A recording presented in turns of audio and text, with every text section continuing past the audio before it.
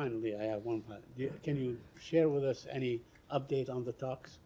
On the hostage talks? Right. No, I'm not going to read those out in detail, other than to say, as I said in my opening comments, that there is a deal on the table, and that deal would get hostages out.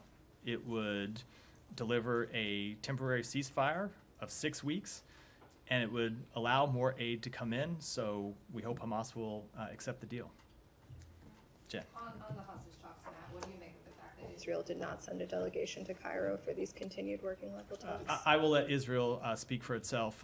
We are engaged in the ongoing talks and want them to conclude successfully. Are you concerned that this indicates that they would not, accept any Hamas counter proposals or discuss Israel has them made at all? clear that they want a deal to secure the release of hostages. They have been engaged to try to secure a deal to release hostages and achieve a temporary ceasefire, and we'll continue to engage with them in that regard. You spoke of the Israeli investigation into what happened last Thursday. Would the U.S. support an independent investigation? So I've heard those calls for an independent investigation. I have, as yet, have not seen who people have in mind or what body they have in mind to conduct such an independent investigation.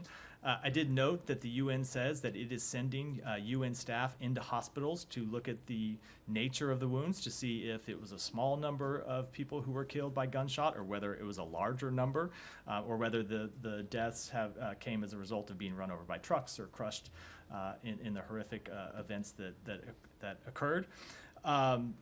So it does appear the UN is conducting at least its own kind of assessment of what happened, and we support them doing that.